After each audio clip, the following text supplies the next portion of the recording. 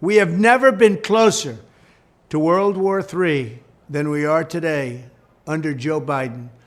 A global conflict between nuclear-armed powers would mean death and destruction on a scale unmatched in human history. It would be nuclear Armageddon. As the curtain falls on President Joe Biden's administration, he's making a move that's causing shockwaves from Washington to Moscow, allowing Ukraine to use long-range US missiles to strike inside Russia. The implications of this decision are monumental. It's a geopolitical gambit that feels more like an act of desperation than strategic foresight. It feels like a significant escalation.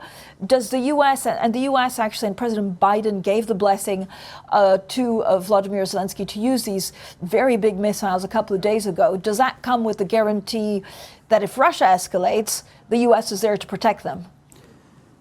Well, I think that this is a slew of questions that we do not yet have the answers to, Francine. And just to recap some of the news that we just got in the last few minutes, because this all feels fairly significant, is what we got from Vladimir Putin was signing into a decree allowing Russia to fire nuclear weapons in response to any kind of massive conventional attack on its soil. That would include drones, that would include presumably long-range missiles, that Russia would view aggression against itself or its allies by non-nuclear state backed by other nuclear powers as a joint attack. In summary, basically saying that if there was an attack on Russia by a member of a coalition, that will be seen as an attack by sort of the full coalition, i.e., even if it's a non-nuclear power aided by a nuclear power, that would be seen as a joint attack. This is something that Putin has been talking about signing into.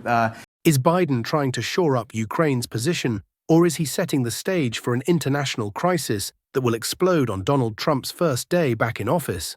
First, let's break down what just happened.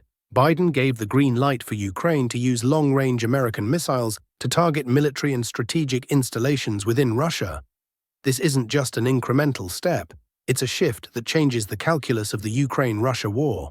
Russian state media and officials have called this move one of Biden's most provocative and uncalculated decisions, warning of potential catastrophic consequences. When a departing US president decides to escalate a proxy war into direct strikes on Russian territory, the questions start to pile up faster than diplomatic reassurances can be made. The timing here is, to put it mildly, suspicious. With President-elect Donald Trump set to take office in less than 2 months and promising to end the Ukraine-Russia conflict in a single day, Biden's decision feels like a political and military time bomb. Trump's position has been clear. He wants to push for peace, even if it means nudging Ukraine into negotiations that could be uncomfortable. Nothing is more important than avoiding that nightmare. We will avoid it, but we need new leadership. Every day this proxy battle in Ukraine continues, we risk global war. We must be absolutely clear that our objective is to immediately have a total cessation of hostilities. All shooting has to stop. Critics argue that Biden's move is less about aiding Ukraine and more about complicating the geopolitical landscape for Trump. If Trump steps into office facing a newly emboldened Ukraine and an enraged Russia, what are his options? Does he continue the path set by Biden and risk further escalation? Or does he pivot toward diplomacy, potentially alienating European allies who support a stronger stance against Russia? Either way, Biden's decision seems poised to turn Trump's first 100 days into a minefield of military and diplomatic headaches. Where does this leave the UK?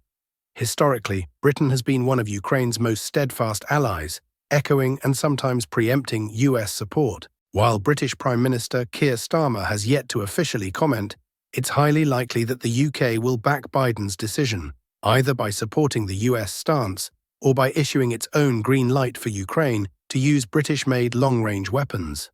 This could put the UK in a tricky position. Aligning with Biden's late-game strategy could strain its special relationship with the US, especially if Trump adopts a different approach once in office. And with German Chancellor Olaf Scholz remaining adamantly against supplying long-range weapons to Ukraine, the European front risks fragmentation at a time when unity is essential.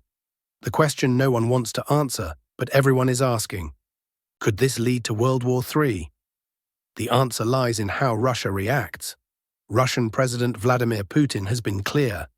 Any strike on Russian soil involving Western support could be interpreted as a coalition attack. This aligns with his recently signed decree that broadens the conditions under which Russia could respond with nuclear weapons. This isn't just military posturing, it's a dangerous escalation. Already, haven assets like gold and German bonds are seeing spikes, indicating that markets are preparing for potential turmoil. The risk of nuclear rhetoric escalating into action is a scenario too grim to dismiss. For the UK, the stakes couldn't be higher. Joining the US in this move would solidify its reputation as a staunch Western ally, but could make Britain an even more prominent target in Russia's eyes. If conflict deepens, the UK could find itself at the center of a storm it didn't initiate, but certainly contributed to. And let's not forget the domestic angle. Public sentiment in Britain could quickly turn sour if this support leads to a visible uptick in threats or economic strains. Biden's decision to allow Ukraine to strike within Russia just before he exits office is a move that raises more questions than it answers. Is he fortifying Ukraine to negotiate from a place of strength, or is he handing Trump a poisoned chalice, a conflict set to boil over just as the new administration takes the reins? And what about the UK? Will it follow suit, risking its security and its special relationship with the US, or will it chart a more cautious path? One thing is certain, the world is watching and the stakes are higher than they've been in decades. If this truly is Biden's parting shot, let's hope it doesn't become the opening salvo of a far larger conflict.